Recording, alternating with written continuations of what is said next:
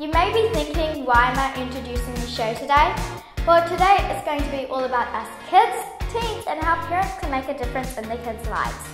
I'll also be sharing my testimony on how God had healed me. So I hope you're ready, like I am. Hi, my name is Rachel and I will be sharing my testimony. When I was a little girl, I was required to eat gluten-free food. And when I was little, I had a problem that I didn't grow and didn't gain any weight, and I had really sore tummies, and then my mum got worried. So one day she took me to the doctors, and the doctor said that I will have to go to Starship Hospital so they can check me if I really do need to eat gluten-free food. And so on the day I had to go to Starship Hospital, they talked to my mum and said that they would put a tube which is connected to a little camera, and it will go down my throat and that it will lead to my tummy. And so they put me to sleep, and they put the tube through my tummy and the camera that was connected with it, and then when I woke up I felt really sleepy. I couldn't really open my eyes properly, and then I had to eat gluten-free food for 3 months, and the doctor said that she might be eating gluten-free food her whole life. And my mum and dad prayed every day, and one day my dad said to my mum that just let Rachel eat gluten food. And I ate that for like 2 days, but I still got sore tummies and I still didn't grow or gain any weight. And then in the holidays I went over to my friend's house for a sleepover, and I had this dream at night that we were all sitting down normally having dinner, and I was eating my gluten-free food, which is food that has no wheat in it. And I was sitting down on the table just eating, and then someone like shone and just came in, and I was wondering who it was, and then he said in a really nice friendly voice that, Rachel, you don't need to fear, just eat normal food, you don't need to eat gluten-free food. Now I was all surprised, and I said in my dream that, okay, then I will start.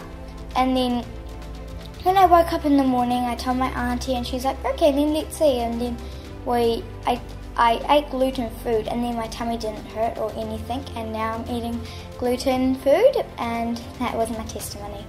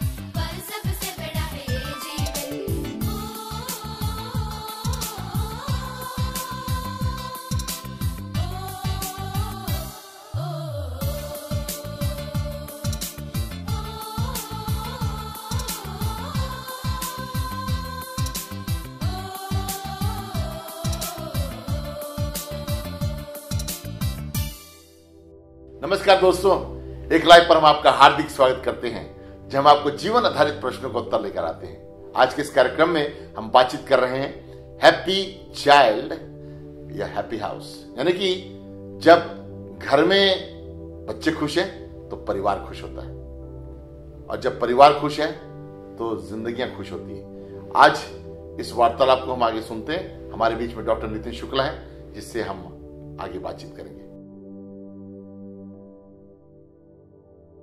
बस अब ये बताइए कि ऐसे कठिन और चुनौती भरे दुनिया में बच्चों को सही शिक्षा देने के लिए क्या क्या चीजें एक माँ बाप को करना चाहिए?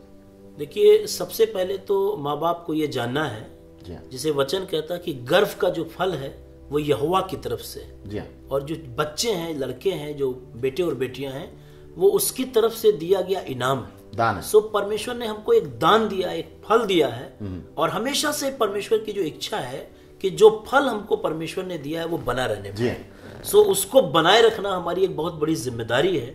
और बच्चे जो है हमारे परिवार का एक सबसे छोटा यूनिट है। बच्चे ही कल जवान होंगे, फिर एक और फैमिली होगी, बढ़ेंगे, हमारे कम्युनिटी बढ़ेगा। इसलिए हमारे परिवार का एक खास सदस्य है वो, और वही हमारा भविष्य है। इसलिए बच्चों के ऊपर हमें बहुत मेहनत करने की जरूरत है, और उनके लिए बड़ी प्रार्थना करने की जरूरत है, और उनको एक बहुत अच्छी तरीके से उनकी अगुवाई करने की जरूरत है, ताकि वो आने वाले दिनों में एक अच्छा जो है नमूना बन सके। जी हाँ, तो कुछ ऐसी चीजें एक माँ बाप को करना चाहिए जो बच्चों के लिए जरूरी है? जी हाँ, बहुत जरूरी है। देखिए, क्या है कि जो बच्चे, लोग बोलते हैं कि जो बच्चों का जो फर्स्ट स्कूल होता है वो उनका घर होता है। पहला स्कूल उनका घर होता है, वहां से फिर वो स्कूल में पढ़ाई के लिए जाते हैं। क्लास 1 वहीं से शुरू होता है। हाँ, कई लोग बोलते हैं कि हमारे बच्चे स्कूल में जाके गलत चीजें सीख लाते हैं। एक्चुअली शुरुआत घर से हो जाती है, स्कूल तो बाद में जाते हैं। और बच्चे का जो शुरू का जो समय है बचपन का, उस समय बच्चों का दिमाग इतना फ्रेश रहता है, वो जल्दी चीजों को जो है सीख लेते हैं। उनके सामने आप कोई भी भाषा बोली वो जल्दी से सीख जाएंगे। तो होता क्या है कि जो हमारे जो माता पिता, जो पेरेंट्स हैं, उनको बच्चों के सामने खुद एक अच्छा जीवन जीने की जरूरत है। ग्रेट एग्जाम्पल, अच्छा एग्जाम्पल। क्योंकि जो कुछ हम बोल रहे हैं, जो कुछ हम कर रहे हैं, बच्चे बहुत ध्यानपूर्वक हमको सुन रहे हैं, हमको देख रहे हैं, हमको समझ रहे हैं। और माँ बाप ये सोचते हैं ये तो बच्चा, इसको कुछ पता ही नहीं, ये तो कुछ जानता ही नहीं। लेकिन बच्चा तो माँ बाप आपसे कम नहीं है, क्योंकि उसी परमेश्वर ने जिसने आपको बनाया, आप इतने बड़े हो गए, एक दिन आपको भी छोटा सा बनाया था। तो वही परमेश्वर ने बच्चों का रचना की, बच्चों को बनाया है, उसके अंदर भी ईश्वरीय स्वभाव है। इसलिए बच्चे बहुत सारी चीजें बोलते नहीं, पर धीरे धीरे वो सीखते हैं। इसलिए माता पिता का जो बातचीत करने का तरीका है, उनको एक दूसरे का आदर करने का तरीका है, एक दूसरे के लिए जो रिस्पेक्ट है, जैसे वो बातचीत करते हैं, बिहेव करते हैं, वो एग्जैक्टली जो है उनके बच्चे बिल्कुल वैसे ही करते।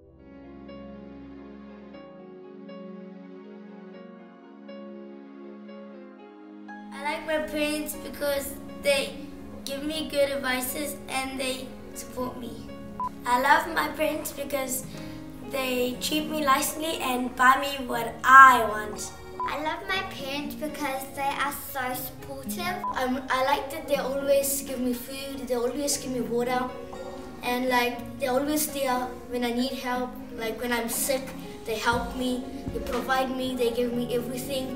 They buy me new clothes. Like if I don't know anything, like if I don't know what to do, I just ask them and they normally just tell me, and it's just really great. She's really funny and she's really kind, and she always does her best for me to keep me happy and safe. What I like about my parents is that they pray for me. That is the most important thing, and they care for me. They're kind, they're amazing people, and one thing I like about them is that I get to learn from them, which is really good in my spiritual life as well. And I like how they bring me to church, and how they live their life. I love my parents because they're very understanding and they've taught me life lessons that I can apply in my life. I love my parents because they are united together and they have lived their life as an example for me to follow. तो जी हाँ दोस्तों, जैसे हम बातचीत कर रहे हैं आज, पास्टर नितिन ये बताइए कि कुछ चुनौतियां हैं जो जैसे हम बच्चों को सिखाते हैं कुछ बातें, वो गलत बातें कैसे बच्चे सिखाते हैं? देखिए, हमें बच्चों के सामने हमको बिल्कुल साफ बन के रहना पड़ेगा, हमारी ट्रांसपेरेंसी होनी चाहिए। कभी कभी जैसे घर में फोन आया अचानक से, किसी ने फोन किया, हाँ बेटा, और बच्चों ने फोन उठाया, डैडी है घर में, और बच्चे ने पूछा डैडी आपका फोन आया, किसका है, फलाने, अच्छा बोल दो अभी डैडी घर में नहीं है। जी ये बहुत कॉमन है, ये बहुत सिंपल चीज, लेकिन आपने एक छोटी सी चीज बोली, लेकिन वो पूरे जीवन के लिए उसके हृदय के अंदर बैठ गया। मैंने पहला झूठ आपने सिखा दिया, पहला झूठ बोला, और वो पूरे लाइफ टाइम के लिए आपने निशान छोड़ दिया उसके। मैंने आपने उसको बच्चे को ये सिखा दिया कि बेटा इट्स ओके टू लाई, है ना। मैंने आपने उसको मॉरल वैल्यू दे दी कि झूठ बोलना ओके, झूठ बोल सकता है। आपने उस दिन उसको जो है परमिट दे दी। और दूसरी चीज कभी कभी क्या होता है, हमने देखा है कि कई माँ बाप बैठते हैं बच्चों के साथ बातचीत करते हैं, तो अपने फैमिली की बात नहीं करते, किसी दूसरे की मामा, फैमिली चाचा, काका, उनकी बुराई करने लगते हैं कि उनकी बेटी ऐसी है, उनका बेटा ऐसा, और बच्चे जो है चुपचाप सुन रहे होते हैं। तो उनके दिमाग में ये सब चीजें आ जाती हैं। तो जब बच्चे उन लोगों से या उन परिवारों से, दोस्तों से मिलते हैं, तो मिलने के बावजूद जब वो उनको देखते हैं तो वो ऐसे ही चित्र लेके देखते हैं कि इनके विषय में मेरे पापा ने ऐसा बोला था, मम्मी ने ऐसा बोला था, चाचा ने ऐसा बोला। मैंने हमने उनकी इमेज को नीचे कर दिया जी। तो उनकी जो रिस्पेक्ट थी, उस रिस्पेक्ट को उन्होंने खत्म कर दिया। अब ये धीरे धीरे अब ये उनका रिस्पेक्ट नहीं करते, क्योंकि कुछ कुछ चीजें ऐसे बोल दी हैं। तो अब जब वो आते हैं घर में तो हम बोलते हैं अरे उनको रिस्पेक्ट करो, और रिस्पेक्ट नहीं कर रहे हैं, क्योंकि आप एक माँ बाप होने के नाते बच्चे के दिमाग में गलत चीजें आपने डाल दी, गलत संदेश डाल दिया। मैं एक ऐसे परिवार को जानता हूँ जहाँ पर एक अंकल थे, और वो अपने बच्चे को पैसे लेके बेचते थे, बोलते थे जाओ बेटा, जाए एक सिगरेट का एक डिब्बा ले आना है, और ये भी बोलते थे जिंदगी में तुम सिगरेट मत पीना, क्योंकि उसको सिखा रहे हैं कि तुम सिगरेट नहीं पीना, और खुद पैसे दे के अपने बच्चे से सिगरेट मंगवा देना। अरे तो कभी कभी क्या होता है कि हम अपने बच्चों को बोलते कुछ और हैं, उनको सिखाते कुछ और है, और हमारा एक्शन जो है उसके जो है खिलाफ होता है। इसलिए सबसे पहले जितने पेरेंट्स है, माता पिता है, उनको जो है ये चीज जानने की बहुत जरूरी है। और कई माँ बाप ऐसे होते हैं जो कई एक गलती जो है छुप करके करते हैं और उनके बच्चों को पता होती है, और इस वजह से परिवार से इस चीज दूर नहीं हो पाती, और बच्चे उन्हीं चीजों को ग्रहण कर लेते हैं, और धीरे धीरे वो अपना जीवन, उसके बाद उनके आने वाले जो परिवार उसका जीवन, उन सब में यही चीजें जो है ट्रांसफर हो जाती है। इसलिए माँ बाप को अपने बच्चों के सामने बहुत अच्छी तरीके से रहना है, और वो एक्टिंग करके भी नहीं रख सकते कि 3 दिन एक्टिंग किया, फिर चौथे दिन फिर लड़ाई कर ली, 4 दिन एक्टिंग। कई बार लोग एक्टिंग बहुत करते हैं बच्चों के सामने। जब तक रियल में आपका लाइफ ऐसा नहीं बनेगा तो आपका जो असली स्वभाव है कभी ना कभी तो सामने आ जाएगा। इसलिए माता पिता को वास्तविक परिवर्तन चाहिए, एक रियल चेंज उनकी लाइफ में चाहिए, तभी उनके बच्चे उस रियल चेंज को लेकर के वो आगे ट्रांसफर करेंगे। That means you produce what you are, yes, not what you know. Same kind of fruit. बिल्कुल वही फल पैदा करेंगे। बिल्कुल, बहुत ही जरूरी दोस्तों कि यदि हम चाहते हैं कि हमारे बच्चे अच्छे हो तो हमें अच्छा बनना पड़ेगा। ये बड़ी चुनौती है हम सबों को अपने आप को सुधारने की। कई बार हम दूसरों को सुधारने में लगे होते हैं। याद रखिए, यदि हम किसी को 1 उंगली दिखा रहे हैं तो 3 उंगलियां हमारे ऊपर है। तो हम अपने आप पर ही ज्यादा ध्यान दें, अपने आप को बदलने की कोशिश करें, अपने आदतों को सुधारें, तब हमारे बच्चे भी हमारी आदतों को सीख सकेंगे। बहुत ही अच्छी बात आपने दिया है। ऐसी और कौन सी बातें हैं जो हमारे बच्चों को जरूरत है? देखिए, मैं तो चाहता हूं कि जो बच्चे होते हैं, आपने जो कुछ बचपन में उनको सिखाया है वो बाइबल के अनुसार बुढ़ापे तक भूलते नहीं है ना। जो कुछ बचपन में आप भी याद करेंगे, अपने बचपन में आप कहाँ नानी के घर गए थे, कहाँ पढ़ाई की, कहाँ घूमे, तो बचपन की चीजें पूरे लाइफ हमारे जीवन में बनी रहती। तो बचपन में हमें अपने परिवार में एक आत्मिक माहौल पैदा करने की जरूरत है। स्पिरिचुअल एटमॉस्फेयर, क्लियर एटमॉस्फेयर, एक सही हमको अपने घर के अंदर एक माहौल बनाना है, और उस माहौल को जब आप बना करके रखेंगे तो आगे आगे यही काम आता जाएगा। इसलिए हर एक परिवार को अपने घर के अंदर एक स्पिरिचुअल आत्मिक माहौल बनाने की जरूरत है। घर के अंदर प्रार्थना हो, आराधना हो, परमेश्वर का आदर हो, परमेश्वर की इज्जत हो, और परमेश्वर को आदर किया जाए, और तब बच्चे भी वैसे ही, जैसे यदि हम परमेश्वर का भय मानेंगे तो हमारे बच्चे भी परमेश्वर का भय मानना शुरू करेंगे। और देखिए, यदि बच्चे परमेश्वर का भय मानना सीख जाएंगे तो आपको फिर घबराने और डरने की जरूरत नहीं है। कभी कभी क्या होता है कि हमारे बच्चे जो है बहुत बार बहुत सारी चीजें छुपाते हैं, वो हाइड करते हैं, क्योंकि उनके अंदर परमेश्वर का भय नहीं। मैं आपको एक अच्छा उदाहरण देना चाहता हूँ। मैं एक दिन एक परिवार के घर, मुझे किसी शहर में था, नाम नहीं लेना चाहता, मैं एक परिवार के घर में रात में रुका और मुझे इंटरनेट इस्तेमाल करना था। तो मैंने उनसे रिक्वेस्ट की कि मैं आपका इंटरनेट इस्तेमाल कर सकता हूँ। उन्होंने बोला, देखिए हम लोग इंटरनेट नहीं जानते, हमारे बच्चे इस्तेमाल करते हैं, तो आप हमारे बेटे का कंप्यूटर इस्तेमाल कर लीजिए। तो मैं उस कंप्यूटर पर बैठ के अपना काम किया, इंटरनेट पे मेल वगैरह चेक किया, तो हमको सामने एक आइकन बना था, उस पर गॉड लिखा हुआ दिखाई। तो हालांकि मैं किसी के घर रुकता हूँ तो किसी का फोन और ये कंप्यूटर वगैरह मेरी आदत में नहीं है मैं छूं, लेकिन जब गॉड मैंने देखा तो मुझे क्लिक किया कि ये गॉड है, इसलिए इसे खोलना चाहिए। जब मैंने वो खोला फाइल तो उसके अंदर सारी गंदी अश्लील चीजें जो है भरी हुई थी, लेकिन आइकॉन के ऊपर गॉड लिखा हुआ। तो मैं देखा, ये देखिए आजकल के जो बच्चे हैं ये सब चीजें कितना हाइड करते हैं, गॉड लिख करके रखा है लेकिन उसके अंदर जो है बुरी चीजें, हाँ शैतान। तो सीखा कहां से इन्होंने? कहीं ना कहीं से तो इन्होंने सीखा होगा। देखिए उनके अंदर माता पिता का भय है इसलिए उन्होंने गॉड लिख दिया, लेकिन गॉड का भय नहीं है ना। तो जरूरत इस बात की कि हम अपने बच्चों को कई बार माता पिता अपना भय दिखाते हैं, उसको डांटते हैं, फटकारते हैं, तू टाइम से नहीं आया, तू पढ़ता नहीं, तू ये नहीं करता, मारते पीटते हैं, उसको बहुत डिस्करेज कर देते हैं। तो बच्चा माँ बाप से जरूर डरता है, माँ बाप से डरेगा, उसके सामने कुछ भी नहीं करेगा, लेकिन प्रभु से नहीं डरेगा, क्योंकि प्रभु का प्रेम माँ बाप में नहीं। तो इस परिवार की कहानी ऐसी थी कि ये जो बच्चा था, इनका बेटा था, वो माँ बाप से तो डरा लेकिन प्रभु से नहीं डरा, इसलिए प्रभु के नाम पे ही गंदी चीजें रख ली। तो दोस्तों अपने बच्चों को प्रभु का भय मानना सिखाना बहुत जरूरी।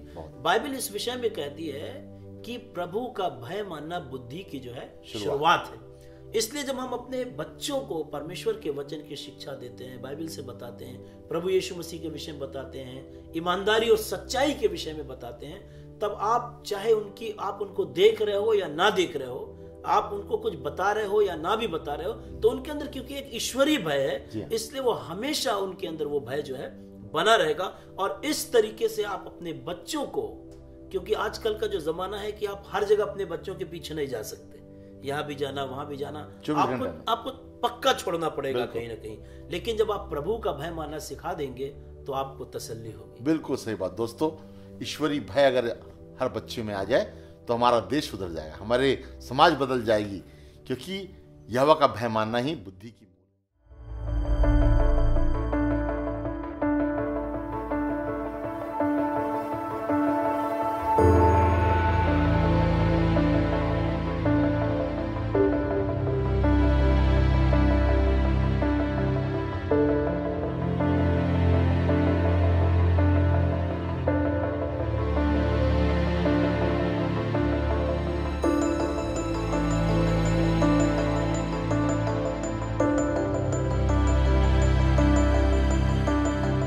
It is cancer, nalla gavaninga, not ordinary sickness. And one prayer, just one prayer that day, immediately the power broke.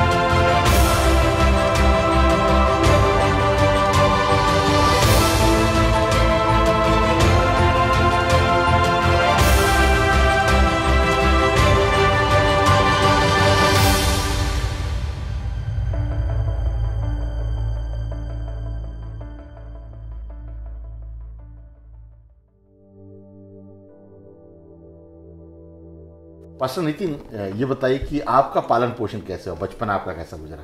मेरे बचपन की बात करें तो वो पूरी तस्वीरें मेरे सामने बनी हुई है। अच्छा। मैं देख सकता हूँ कि मैं बचपन में क्या था, कैसे अनुभव रहे, और ये बड़ा दुखद समय रहा बचपन। तो क्या आप काफी धार्मिक थे अपने बचपन? धार्मिक तो थे, लेकिन मेरे बचपन में जब से मैंने होश संभाला, मैं देखा कि मेरे माता और पिता हमेशा लड़ाई करते रहे। जी। तो हमारे घर में पता नहीं ऐसा क्यों था कि माता पिता में बड़ी लड़ाई, बड़े झगड़े होते थे, मारपीट और बड़ी बुरी हालत हो जाती थी। और इस वजह से मैं शुरू से ही बचपन से बड़ा डिस्करेज था, बड़ा निराश था कि आखिर मेरे परिवार में इतने लड़ाई झगड़े, छोटी छोटी बातों पर इतने इश्यूज क्यों हो जाते हैं। और उसी बीच में मैं बढ़ता गया, ग्रो करता गया। तो एक दिन मेरे ख्याल आया कि आखिर मेरे परिवार में, मेरे घर में, मेरे माता पिता में या इतनी लड़ाई झगड़े क्यों होते हैं, इसका कारण क्या है, क्यों इतने लड़ाई झगड़े हो रहे हैं। मैंने खोजने की कोशिश की, मैंने ईश्वर से प्रार्थना की, ईश्वर को पुकारा, और फिर धीरे धीरे मैंने एक दिन महसूस किया कि मैं जिस ईश्वर की पुकार रहा हूं, जिसकी आराधना कर रहा हूं, क्या वो हमको इस लड़ाई झगड़े से छुड़ा सकता है, क्या वो स्वतंत्र कर सकता है। फिर धीरे धीरे मैंने देखा कि नहीं, हम ऑलरेडी ईश्वर की आराधना कर रहे हैं, हम लोग हर एक प्रकार के पूजा कर रहे हैं, सब चीजें कर रहे हैं, प्रार्थना कर रहे हैं, लेकिन कुछ भी परिवर्तन नहीं आ रहा है। तो मुझे एक दिन समझ में आया कि सबसे पहले मैं ये देखूं कि मैं जिससे प्रार्थना कर रहा हूं या जिसकी मैं पूजा अर्चना कर रहा हूं, जिसका मैं फॉलोअर हूं, जिससे मैं उम्मीद करता हूं कि वो मेरे परिवार को अच्छा बना दे, उसका नेचर यानी उसके स्वभाव में क्या है। तो मुझे अचानक से रियलाइज हुआ कि अरे वो तो मुझे छुड़ा ही नहीं सकते, क्योंकि उनके अंदर स्वयं लड़ाई है, स्वयं झगड़े हैं, और जब कोई आदमी स्वयं लड़ाई झगड़े में है तो वो हमको कैसे बचा सकता, अगर वही खुद आदत में बंधा हुआ तो दूसरे जी जी जी, तो वो हमको छुड़ा ही नहीं सकता, क्योंकि वो स्वयं स्वतंत्र जो है नहीं है। तब धीरे धीरे समय जब आया, मैंने यीशु मसीह को ग्रहण किया और प्रभु यीशु मसीह को जाना, जो हमें स्वतंत्र करते हैं, एक जीवित परमेश्वर है। और सही बात यह कि आप जिस ईश्वर की आराधना करते हो, फैसला तो आपके हाथ में है, आप पूरी तरह स्वतंत्र हो, पर यह पक्का है कि आप जिस ईश्वर की आराधना करते हैं, उसकी पूजा करते हैं, अर्चना करते हैं, और जिसकी आप वर्शिप कर रहे हैं, तो धीरे धीरे आपके परिवार में, आपके घर में आपका स्वभाव जो है धीरे धीरे उन्हीं की तरह होता चला। इसलिए एक मनुष्य होने के नाते परमेश्वर ने हमें एक विवेक दिया है, एक शुद्ध विवेक दिया है हमें, यानी कि सोचने समझने की एक शक्ति दी है। इसलिए हमें अपने आप से यह सवाल करना होगा कि क्या मैं जिस ईश्वर की आराधना कर रहा हूं, क्या वो मुझे छुड़ा सकता है, क्या वो मुझे बदल सकता है, क्या उसके स्वभाव में ऐसी अच्छी चीजें हैं जिनकी मैं कामना करता हूं। यदि है तो मैं आपसे बिल्कुल कहूंगा कि आप उसी ईश्वर की आराधना करिए जिसके जीवन में, व्यक्तित्व में ऐसी अच्छी चीजें हैं, वो पक्का आपकी सहायता करके आपको जो है छुड़ा लेगा। बहुत अच्छी बात आपने बताया कि जिसकी भी हम उपासना करते हैं उसके गुणों को हम ले। जी हाँ, बिल्कुल बिल्कुल, ये बहुत ही जरूरी है। मैं कह सकता हूँ इस बात का कि जो प्रेम और धीरज मैंने पाया है, वो सच में जब मैं प्रभु को ग्रहण किया तब से मैंने उसके अनुभव को पाया। वचन कहता वही है कि प्रेम मेरे अंदर में आया, उसके ईश्वरीय स्वभाव में हम सहभागी हो जाते हैं। अच्छा, जी हाँ। तो जो ईश्वर का जो स्वभाव है, जब हम यीशु मसीह को अपने जीवन में लाते हैं तो उनके स्वभाव में हम सहभागी हो जाते हैं, क्योंकि हम उनकी पूजा अर्चना कर रहे हैं, उन्हीं की आराधना कर रहे हैं, तो पक्का है उनका ही चरित्र हमारे अंदर जो है आने लगेगा।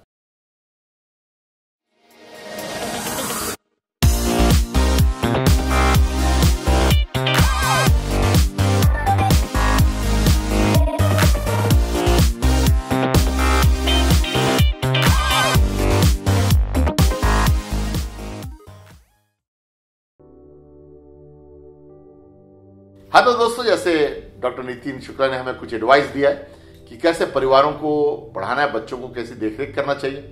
ये एक बहुत ही बड़ी जिम्मेदारी है, साथ साथ बड़ी आनंद की बात होती है कि ईश्वर ने आपको और हमें सौभाग्य दिया कि एक अच्छे दान, ईश्वर के जो दान है, बच्चे जो हमारे दान है, वो हमें दिए गए। और चाहे वो दान हमें हमारे द्वारा हमारे जीवन में आए गए हों या हमें अडॉप्ट करना पड़ा हो, चाहे हम किसी रीति से बच्चे हमें दिए गए, लेकिन ये एक जिम्मेदारी हर एक माँ बाप की होती है कि हमको सही शिक्षा और सही तालीम दें। प्रश्न उठता है कि हम किस प्रकार की शिक्षा अपने बच्चों को दे रहे हैं। सबसे बड़ी शिक्षा आप वो दे रहे हैं जो आप अपने जीवन में आप जो खुद हैं, क्योंकि जो आप हैं वही शिक्षाएं आप अपने बच्चों को देंगे। इसलिए बहुत जरूरी कि हम सबसे ज्यादा समय हम अपने जीवनों को बदलने में, अपने स्वभाव को बदलने में, अपने में प्रेम, धीरज, संयमता, शांति, ये अच्छे गुणों को उत्पन्न करने की कोशिश करें। और ये गुण हमारे जीवन में जब आते हैं, जब हम सच्चे परमेश्वर को जानते हैं। दोस्तों, जैसे नितिन शुक्ला ने कहा कि हम जब परमेश्वर को जान जाते हैं तो वो गुण हमारे अंदर में उत्पन्न होने लगते हैं और इससे हमारे जो बच्चे हैं उन पर बड़ा प्रभाव होता है। जानते हैं कि हमारे बच्चों का जो भविष्य है ये हर माँ बाप पर निर्धारित होता है। हम कई बार पढ़ाइयों के लिए पैसे देते हैं, उनके स्पोर्ट्स के लिए हम कपड़े खरीदते हैं, उनको ले जाते हैं, लेकिन बहुत कम माँ बाप आत्मिक बातों के लिए अपने बच्चों की पर ध्यान देते हैं।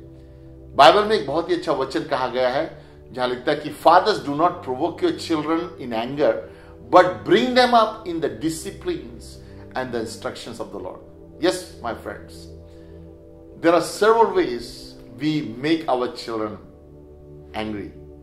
One of the way we make them angry is by ridiculing them, यानी हम उनकी ठट्ठा करते या हम उनको ह्यूमिलेट करते दूसरों के सामने। जब हम बच्चों को नीचे करते हैं, शर्मिंदित करते हैं, तो बच्चों के दिल में क्रोध उत्पन्न हो जाता है।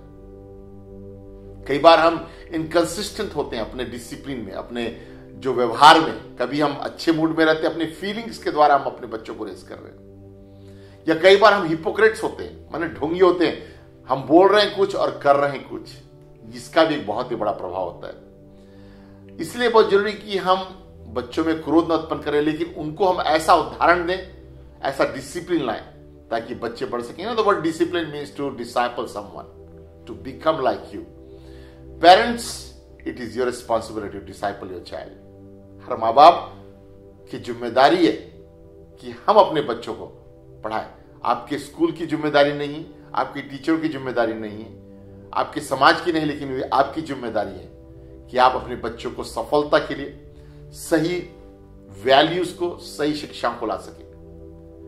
Failure to discipline your children will destroy your future and destroy the future of a child. Yes my friend, children are the gift from God. They are heritage given to you by God, and it should be the goal of every parent to produce a wise, godly, loving, wonderful children, and you can have them. But let me tell you, when you bring a right principles, जब आप सही नियमों को पालन करेंगे, आपके परिवारों में, आपके बच्चों में ये नियमें काम करने लगेंगी। मैं जानता हूं कि बहुत से परिवारों में बहुत सी चुनौतियां इस देश में, आपके बच्चे बहुत से गलत संगत में जा सकते हैं, लेकिन दोस्तों मैं आपको बताना चाहता हूं कि एक ऐसा ताकत है जो परिवार को नाश कर रहा है, आपके जीवन में शांति को ला रहा है। और हम प्रार्थना करेंगे कि परमेश्वर आपके बच्चों को उस अंधकार से, उन ताकतों से, उन बुराइयों से छुटकारा दे। और जहां भी आप हैं इस समय हमें संपर्क करें। हमारे ऑपरेटर्स आपके फोन का इंतजार कर रहे हैं और हम आपसे संपर्क करेंगे। नीचे दिए हुए नंबर पर हमें इसी समय कॉल करें, हम आपके लिए प्रार्थना करेंगे। क्यों नहीं अपने सर को झुकाएं, आंखों को बंद करें, हम आपके लिए इस समय प्रार्थना करेंगे। प्रभु जी, हम आपका धन्यवाद देते हैं जितने भी भाई बहन इस कार्यक्रम को सुन रहे हैं, सबों के लिए, कि आप विशेष करके इन परिवारों में अपनी शांति और खुशी को लाएं। जो बच्चे प्रभु इस समय अंधकार में बंधे हुए हैं, जो बुरी आदतों में, बुरी संगति में, बुरी चीजों में फंसे हुए हैं, मेरी प्रार्थना खुदावंद कि आप उन बच्चों के जीवन को छुएं और यीशु मसीह के नाम से जितने जगह पे मेरी आवाज जा रही है, उन बच्चों की जिंदगी में तेरे सामर्थ का कार्य यीशु नासरी के नाम से शुरू हो जाए। और प्रभु जी, हर बंधन तोड़ी जाए, हर एक अंधकार की ताकतें छोड़ी जाए और वे बच्चे सच्चे परमेश्वर को जान सके। प्यारे प्रभु, अपना दर्शन दे, अपना प्यार प्रकट कर, इन माँ बाप को बड़ी आशीष दे, बुद्धि से भर, ज्ञान से भर, ताकि ये अपने बच्चों को तेरे वचन के अनुसार बढ़ा सके। ये प्रार्थना प्रभु यीशु मसीह के नाम से मांगते हैं, सुनो, ग्रहण कर, आमीन।